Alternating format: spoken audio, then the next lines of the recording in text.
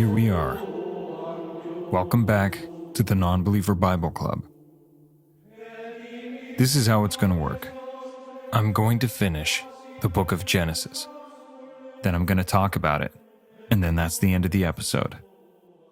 All you have to do is joineth me. Chapter 46. And Israel took his journey with all that he had, and came to Beersheba, and offered sacrifices unto the God of his father Isaac. And God spake unto Israel in the visions of the night, and said, Jacob, Jacob. And he said, Here am I. And he said, I am God, the God of thy father. Fear not to go down into Egypt, for I will there make of thee a great nation. I will go down with thee into Egypt, and I will also surely bring thee up again. And Joseph shall put his hand upon thine eyes. And Jacob rose up from Beersheba, and the sons of Israel carried Jacob their father, and their little ones, and their wives, in the wagons which Pharaoh had sent to carry him. And they took their cattle and their goods, which they had gotten in the land of Canaan, and came into Egypt, Jacob and all his seed with him, his sons and his sons' sons with him, his daughters and his sons' daughters, and all his seed brought he with him into Egypt. And these are the names of the children of Israel, which came into Egypt: Jacob and his sons. Reuben, Jacob's firstborn. And the sons of Reuben, Hanok, and Phalu, and Hezron, and Carmi. And the sons of Simeon, Jemuel, and Jamin, and Ohad, and Jachin, and Zohar, and Shaul, the son of a Canaanite, let's go, Canaanitish woman, not Canaanite, Canaanitish, Ish, and the sons of Levi, Gershon, Kohath, and Merari, and the sons of Judah, and Onan, and Shelah, and Pharez. So, and Onan are still alive. Good to know. But and Onan died. Yeah, in the land of Canaan. And the sons of Pharez were Hezron and Hamul. And the sons of Issachar, Tola, and Phuvah, and Job, and Shimron. I wonder if it's that Job. And the sons of Zebulun, Sered, and Elon, and Jaleel. These be the sons of Leah, which she bare unto Jacob in Padan Aram, with his daughter Dinah.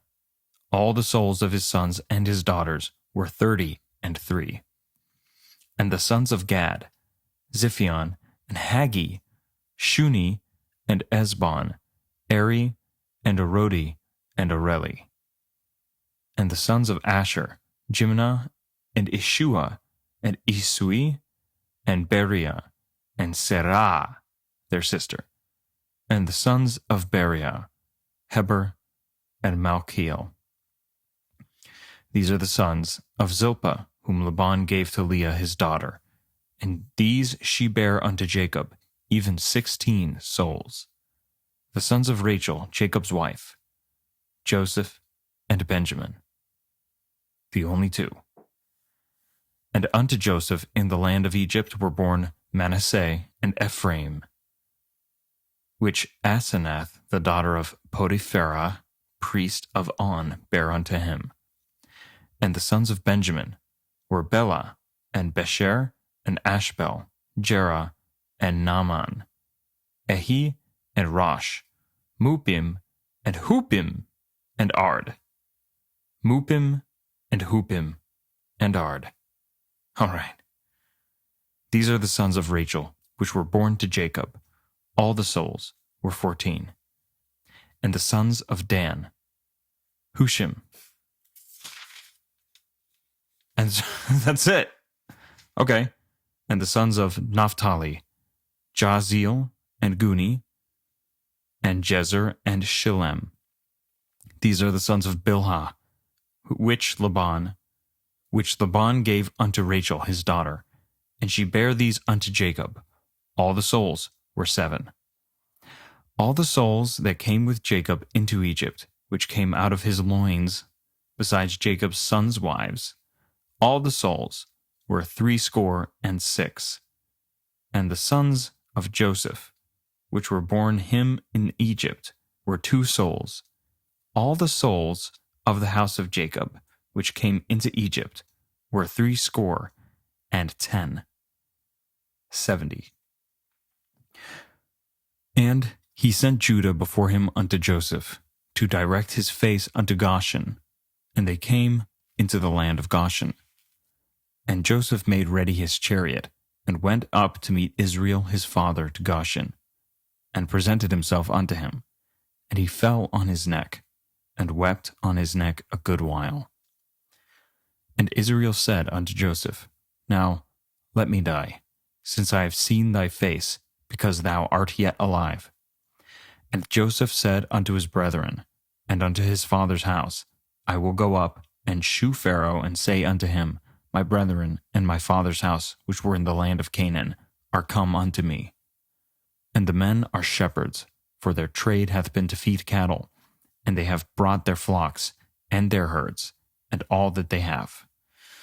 And it shall come to pass, when Pharaoh shall call you, and shall say, What is your occupation? That ye shall say, Thy servant's trade hath been about cattle from our youth, even until now, both we and also our fathers, that ye may dwell in the land of Goshen, for every shepherd is an abomination unto the Egyptians.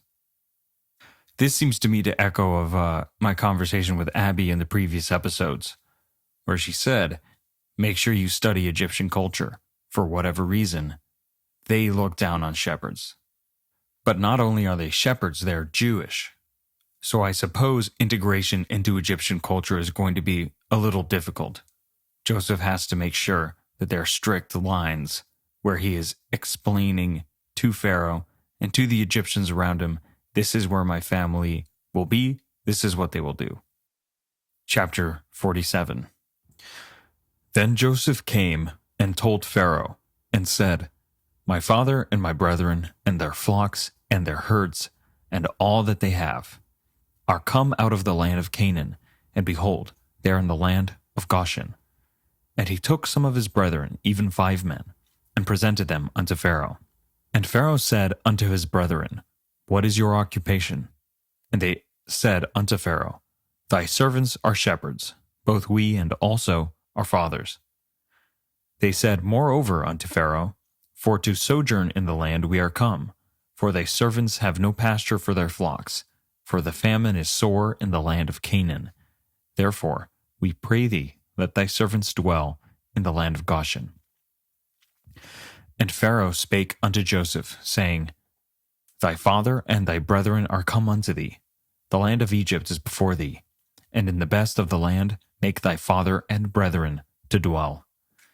In the land of Goshen let them dwell, and if thou knowest any men of activity among them, then make them rulers over my cattle.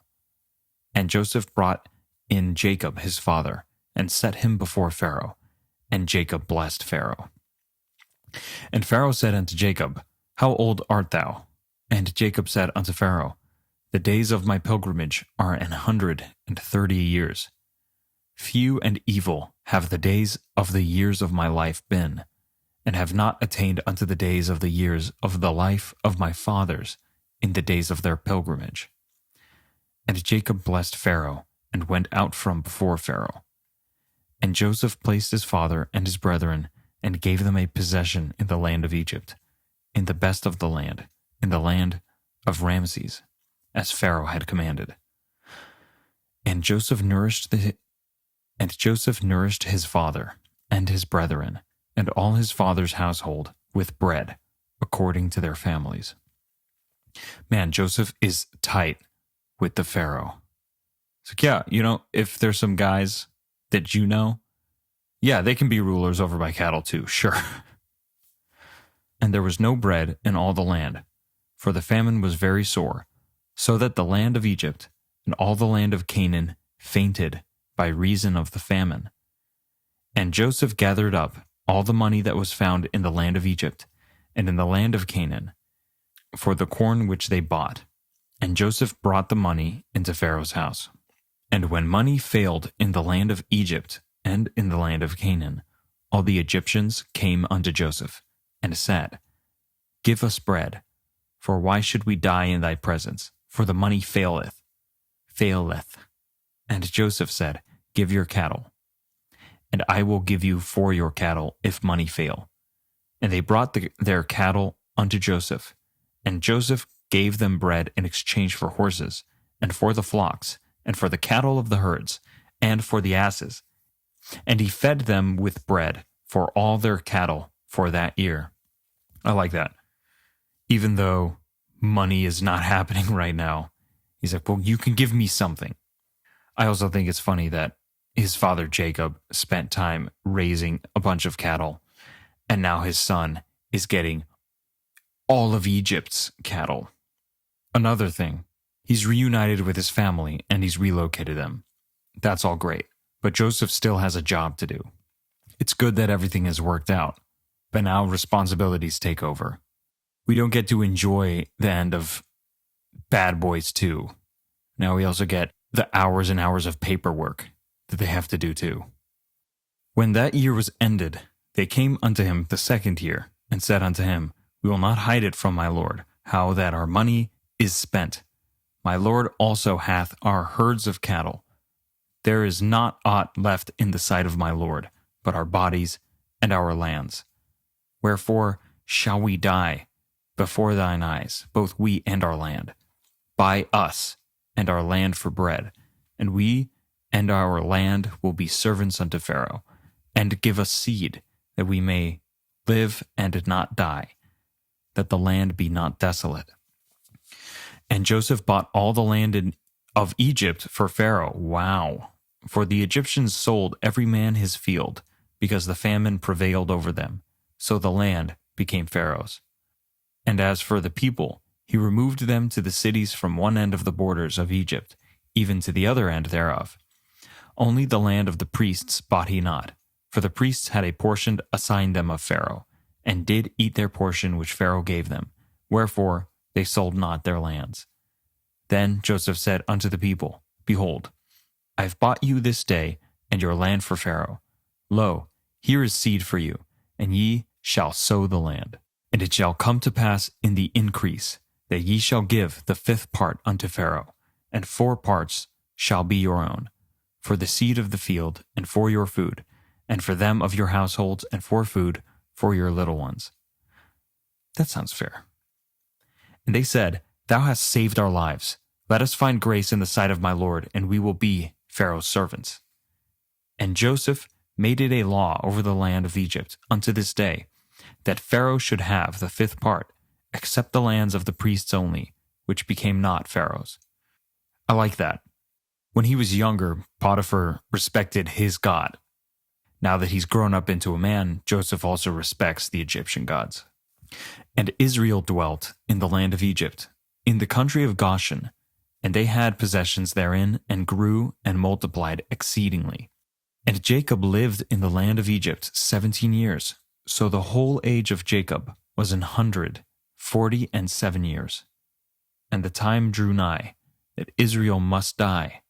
And he called his son Joseph, and said unto him, If now I have found grace in thy sight, put, I pray thee, thy hand under my thigh, and deal kindly and truly with me. Bury me not, I pray thee, in Egypt. But I will lie with my fathers, and thou shalt carry me out of Egypt, and bury me in their burying place. And he said, I will do as thou hast said. And he said, Swear unto me. And he sware unto him. And Israel bowed himself upon the bed's head. Man. Chapter 48. And it came to pass after these things, that one told Joseph, Behold, thy father is sick. And he took with him his 2 sons, Manasseh and Ephraim. And one told Jacob, and said, Behold, thy son Joseph cometh unto thee. And Israel strengthened himself, and sat upon the bed. Oh, man. It's an unusually cutting bit of information. He knows his son is coming, so he sits up. Ugh. The guy who wrestled an angel once has to focus all his energy so that he can sit up. And Jacob said unto Joseph, God Almighty appeared unto me at Luz in the land of Canaan, and blessed me, and said unto me, Behold, I will make thee fruitful and multiply thee, and I will make of thee a multitude of people, and will give this land to thy seed after thee for an everlasting possession. And now thy two sons, Ephraim and Manasseh, which were born unto thee in the land of Egypt before I came unto thee in Egypt, are mine. As Reuben and Simeon, they shall be mine. And thy issue, which thou begettest after them, shall be thine, and shall be called after the name of their brethren in their inheritance. And as for me, when I came from Padan, Rachel died by me in the land of Canaan in the way, when yet there was but a little way to come unto Ephrath. And I buried her there in the way of Ephrath. The same is Bethlehem. And Israel beheld Joseph's sons, and said, Who are these? And Joseph said unto his father, They are my sons, whom God hath given me in this place. And he said, Bring them, I pray thee, unto me, and I will bless them. This was something that Abby told me before too, when they say, I will bless you. What that also means is I will give you some kind of inheritance. I will bless you with a gift. So when Esau pleads with his father, do you not have a blessing for me? And he's like, I don't have anything. I don't have anything to give you. I can give you a hug. That's what they're talking about. Now the eyes of Israel were dim for age, so that he could not see. And he brought them near unto him, and he kissed them and embraced them. And Israel said unto Joseph, I had not thought to see thy face. And lo, God hath shewed me also thy seed. That's nice. And Joseph brought them out from between his knees, and he bowed himself with his face to the earth. This is something I've noticed with King James. Little loose on the pronouns. His knees, he's not taking them from his own knees. He's taking them from the knees of Israel. And Joseph took them both, Ephraim in his right hand toward Israel's left hand, and Manasseh in his left hand towards Israel's right hand, and brought them near unto him. Okay, let me see this. Ephraim in his right hand. Okay, that's cool. And are they going both under his thigh? And Israel stretched out his right hand and laid it upon Ephraim's head, who was the younger, and his left hand was upon Manasseh's head, guiding his hands wittingly, for Manasseh was the firstborn. Now this is very interesting. By putting Manasseh on Israel's right hand, Joseph is trying to get his oldest son the blessing. But it looks like Israel switched it up. He's probably going to give the youngest one the blessing. If I'm following the clues correctly, and patterns are a thing with this book. And he blessed Joseph and said, God, before whom my fathers Abraham and Isaac did walk, the God which fed me all my life long unto this day, the angel which redeemed me from all evil, bless the lads, and let my name be named on them, and the names of my fathers Abraham and Isaac, and let them grow into a multitude in the midst of the earth. And when Joseph saw that his father laid his right hand upon the head of Ephraim, it displeased him, and he held up his father's hand to remove it from Ephraim's head unto Manasseh's head. And Joseph said unto his father, Not so, my father, for this is the firstborn. Put thy right hand upon his head. And his father refused, and said, I know it, my son, I know it. He also shall become a people, and he also shall be great. But truly his younger brother shall be greater than he, and his seed shall become a multitude of nations. And he blessed them that day, saying, In thee shall Israel bless, saying, God make thee as Ephraim and as Manasseh. And he set Ephraim before Manasseh. And Israel said unto Joseph, Behold, I die, but God shall be with you, and bring you again unto the land of your fathers. Moreover, I have given to thee one portion above thy brethren, which I took out of the hand of the Amorite, with my sword, and with my bow. So this I've read something about, and I alluded to it, or maybe have explained it in a previous episode, but basically, with this blessing, Jacob, or Israel, has given Manasseh and Ephraim enough portion so that they are now equal inheritors of his blessings along with his actual sons, even though they're his grandchildren. And he's able to do this, give them this double portion, because he's also taken it away from Reuben, although he's a good guy, slept with his concubine. Bad Reuben. Dad doesn't like that, so he's cut out. Chapter 49. And Jacob called unto his sons, and said, Gather yourselves together, that I may tell you that which shall befall you in the last days. Gather yourselves together, and hear, ye sons of Jacob, and hearken unto Israel your father. Reuben, thou art my firstborn, my might, and the beginning of my strength, the excellency of dignity, and the excellency of power. Unstable as water, thou shalt not excel. Because thou wentest up to thy father's bed, then defiledst thou it. He went up to my couch. So I take it he's still upset. Simeon and Levi are brethren. Instruments of cruelty are in their habitations. O my soul, come not thou into their secret, unto their assembly. Mine honor, be not thou united. For in their anger they slew a man, and in their self-will they digged down a wall. Yeah, when their sister Dinah was raped, they went into the city and then killed everybody. That's also frowned upon. Cursed be their anger, for it was fierce, and their wrath, for it was cruel. I will divide them in Jacob and scatter them in Israel. Wow. Judah, thou art he whom thy brethren shall praise. Thy hand shall be in the neck of thine enemies. Thy father's children shall bow down before thee. Judah is a lion's whelp. From the prey, my son, thou art gone up. He stoops down. He couched as a lion, and as an old lion. Who shall rouse him up? So basically he's saying he's badass. He's saying he was a lion's whelp. So he started as a young lion. Then from the prey, my son, thou art gone up. So he's raised up from his kill, I guess. He stooped down, he couched as a lion, and as an old lion, who shall rouse him up? Who will dare disturb him? So his place is good. He got the good blessing.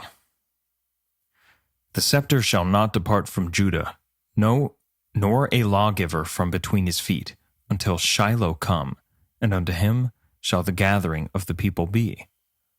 What does that mean? Who is Shiloh? I'm the non-believer. I don't know what that means. To the internet, I go to the internet. Okay. Okay. Shiloh means he whose it is, or he who is to be sent, or that which belongs to him.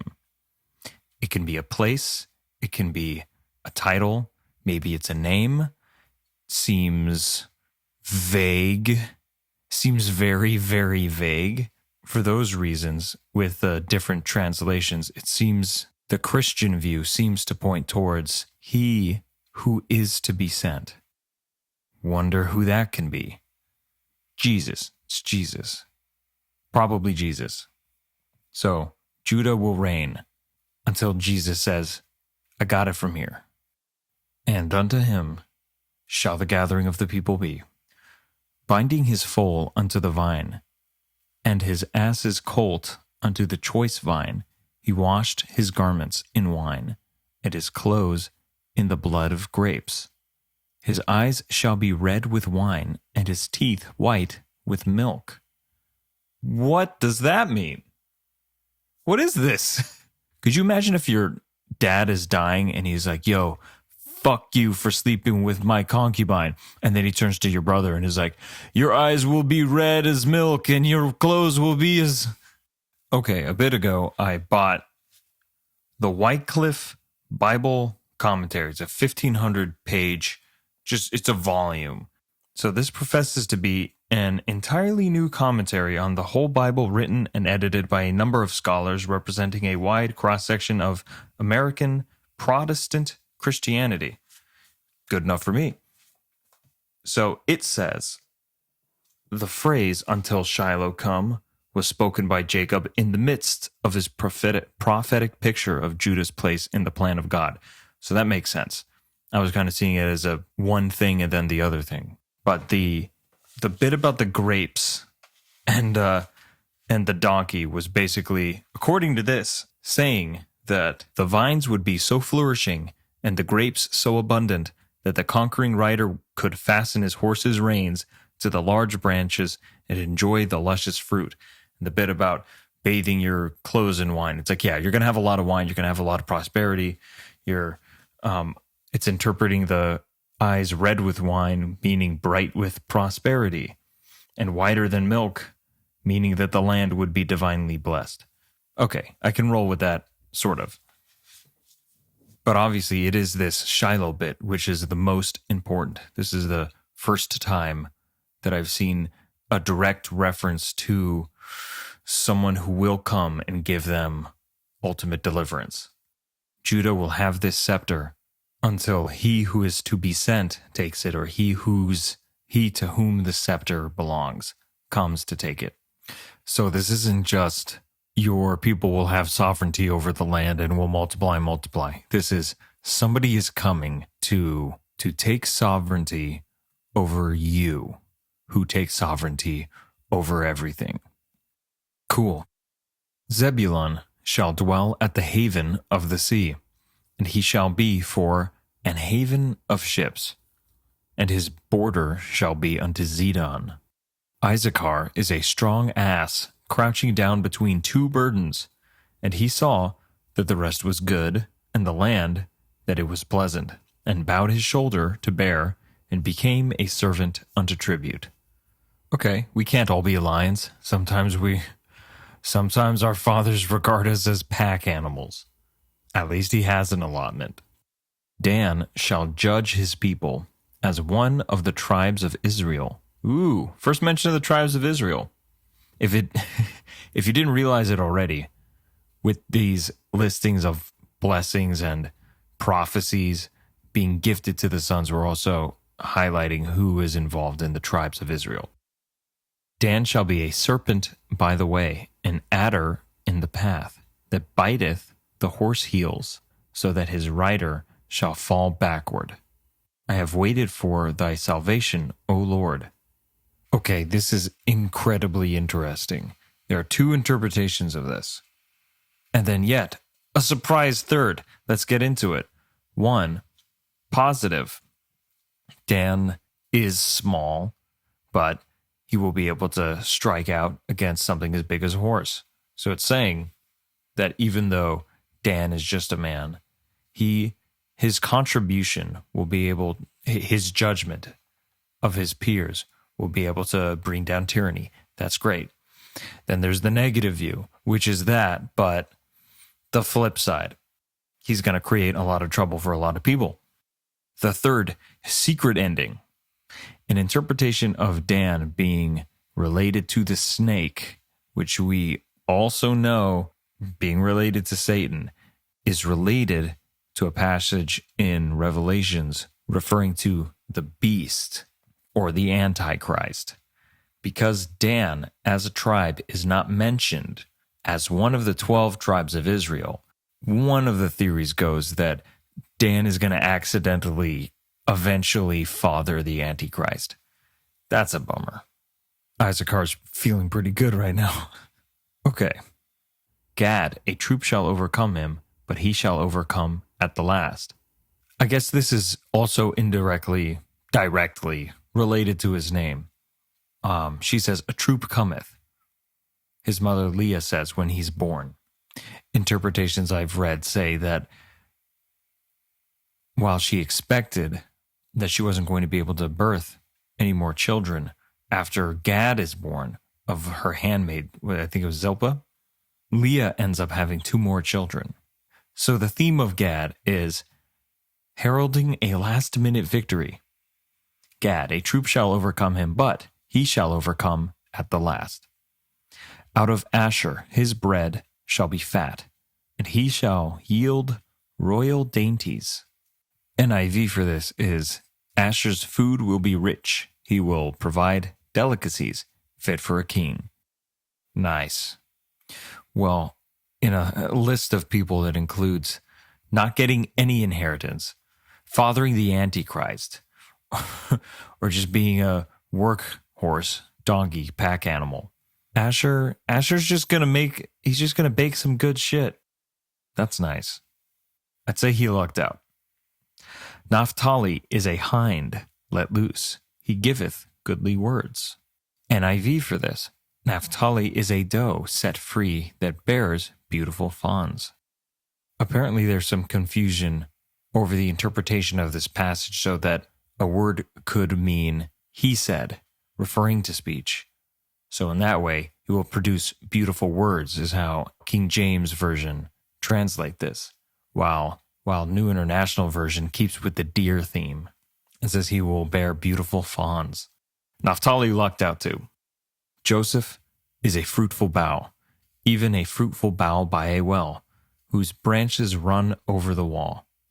The archers have sorely grieved him, and shot at him, and hated him. But his bow abode in strength, and the arms of his hands were made strong by the hands of the mighty God of Jacob. From thence is the shepherd, the stone of Israel.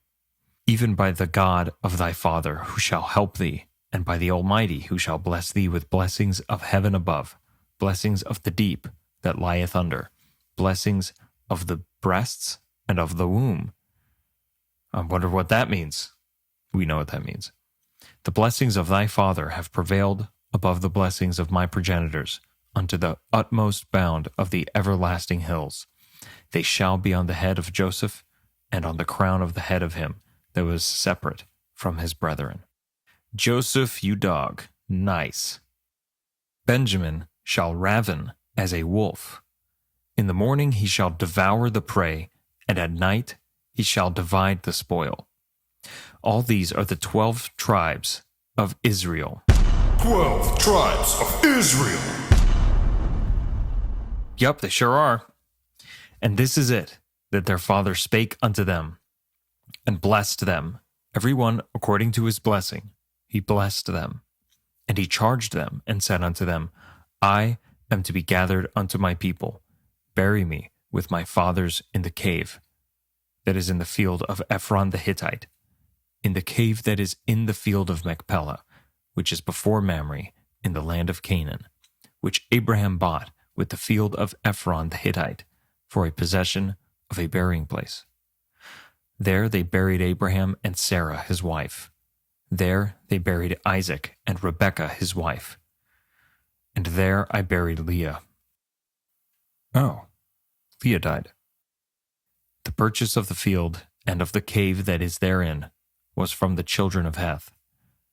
And when Jacob had made an end of commanding his sons, he gathered up his feet into the bed, and yielded up the ghost, and was gathered unto his people. I liked Jacob. Chapter 50.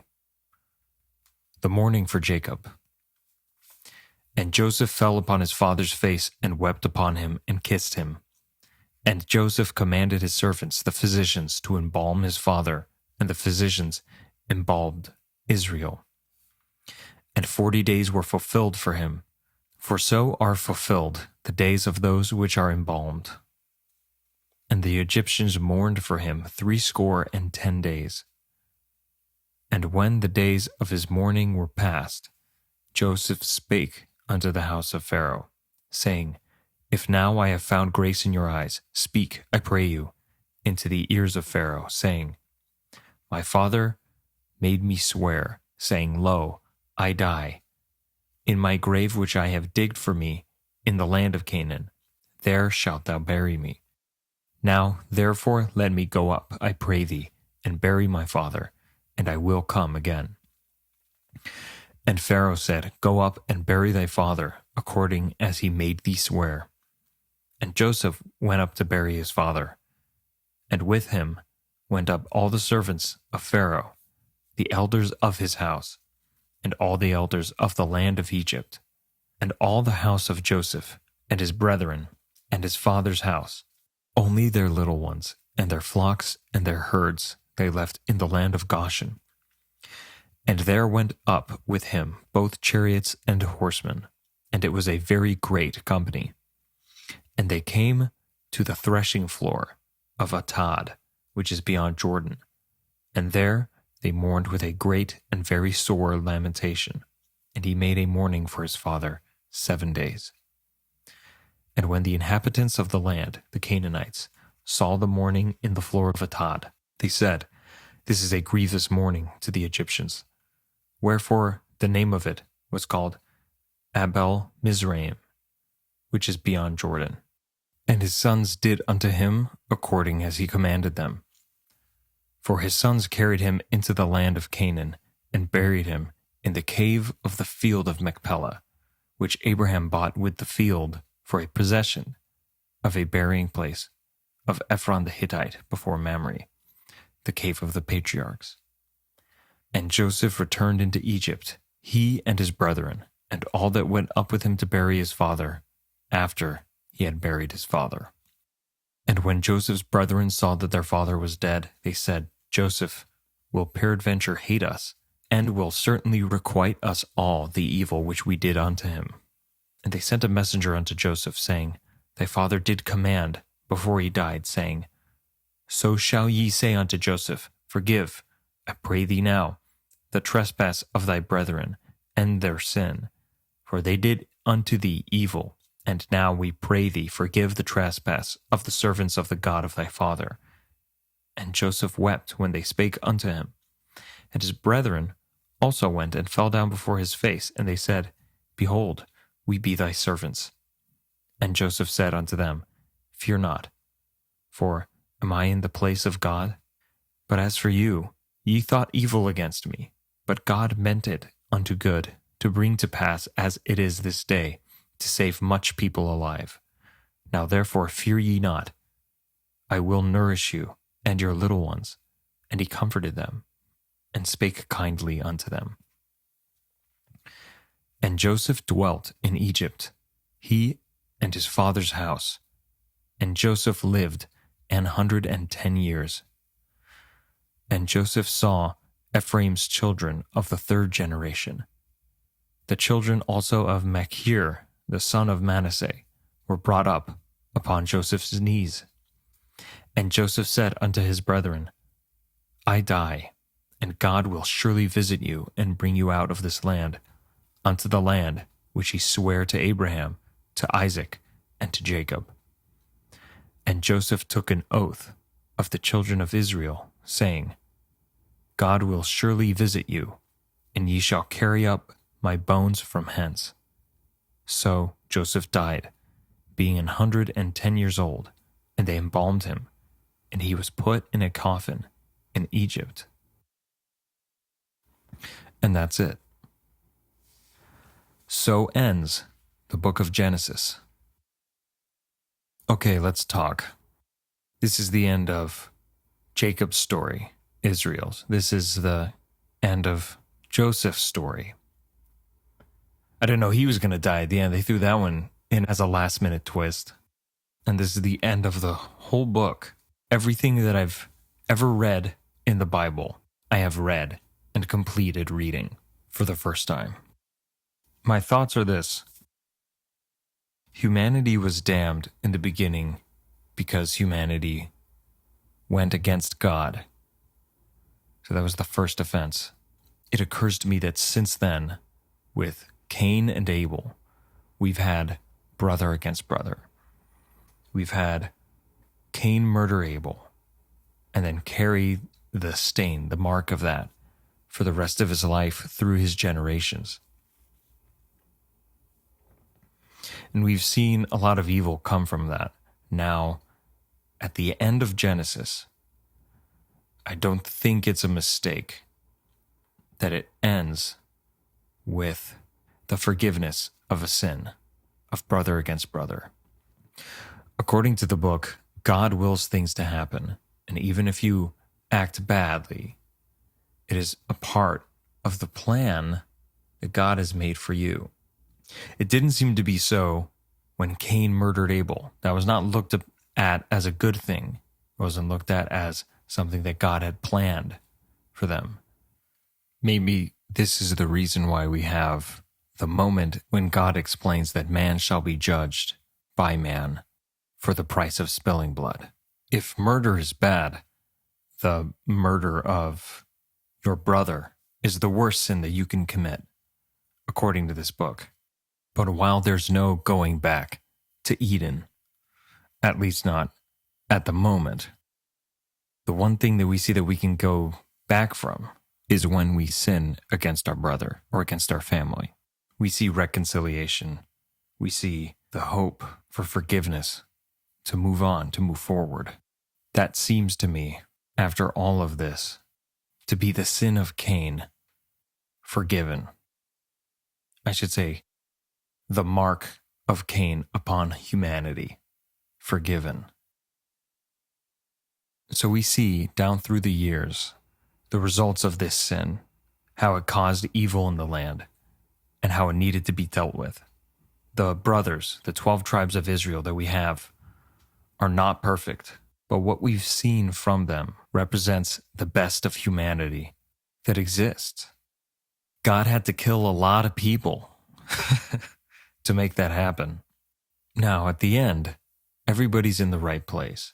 Everybody, the seed has been planted, so to speak, and it's been planted in Egypt, calling back the fiery furnace, which Abraham envisions. He has a vision while he's making his first covenant with God, the first major covenant of the book. I mean, serious covenant, because this has lasted on through his generations. And he said that your descendants will go into a land where they are strangers and suffer a great deal and be enslaved. And eventually they will return to the land of Canaan. So now with their settling in Egypt, while there is famine in the land, while living in Canaan is impossible, the stage is set for that part of the covenant to be realized. God has kept his promise to man, and man have begun to heal himself, I suppose, to make himself forgivable for the things that he has done to himself. If there's anything in this book that has stuck with me the longest, it would be this passage.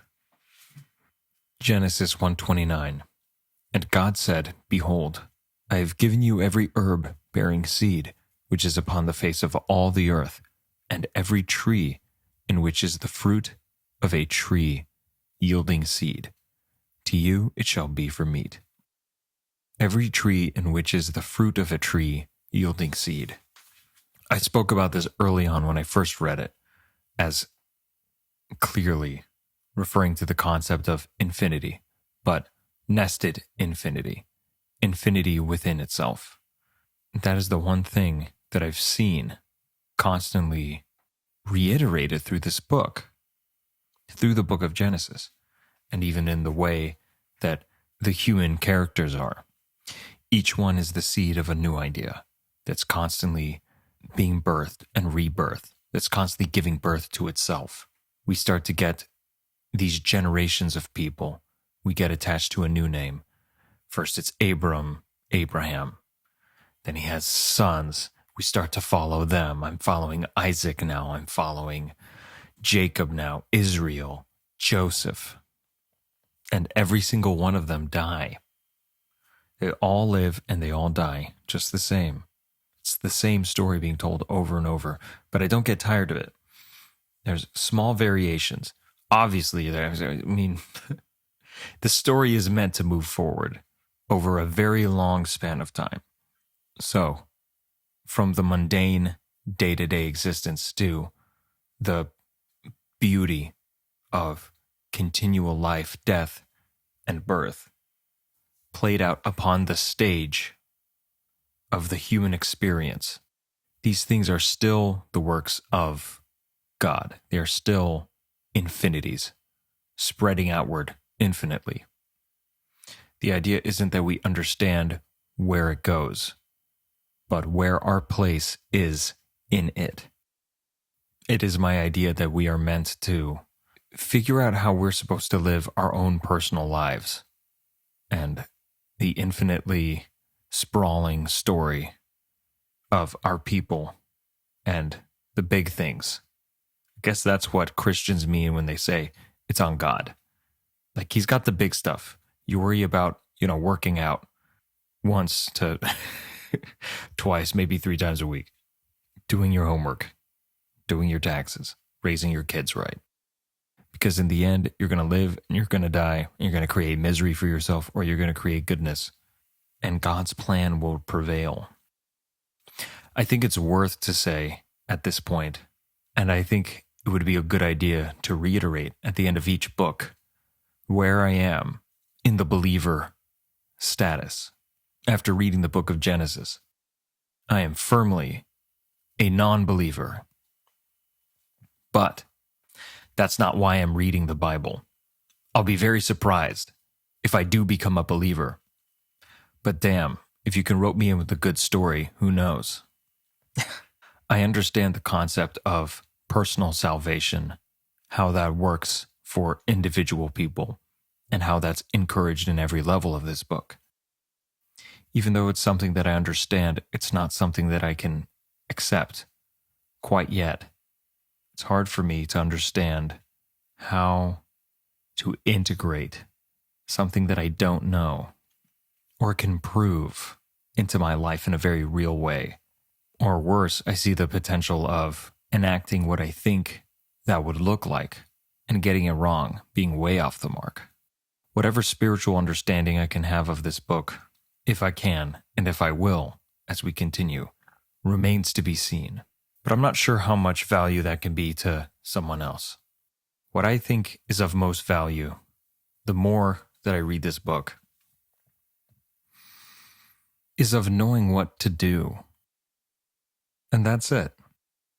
My friend and I are extremely successful in our business, but now we're starting to butt heads.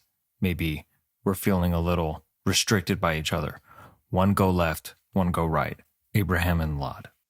I'm living in my parents' basement. My life sucks and I haven't accomplished anything.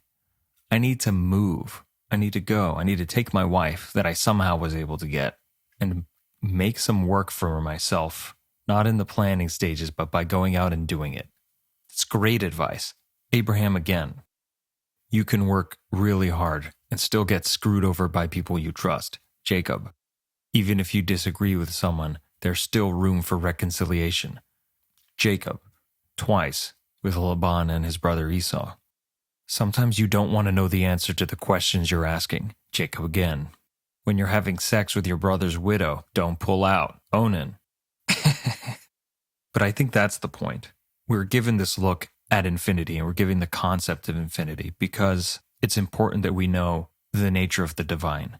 And the reason why it is infinity is because we lack the instruments, we lack the mechanism, the machinery to be able to interpret that. That's why everything looks like infinity going in all directions. We can't comprehend it.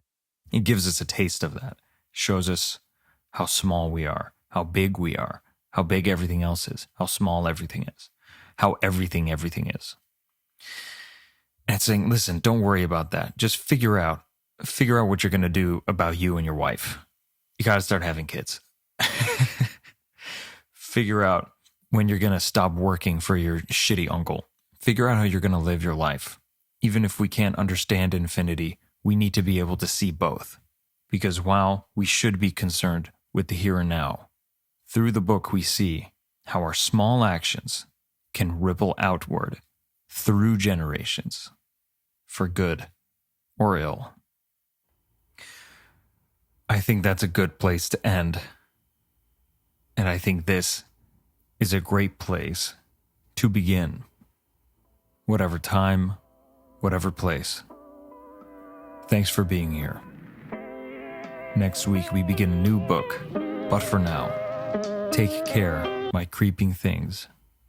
Adios.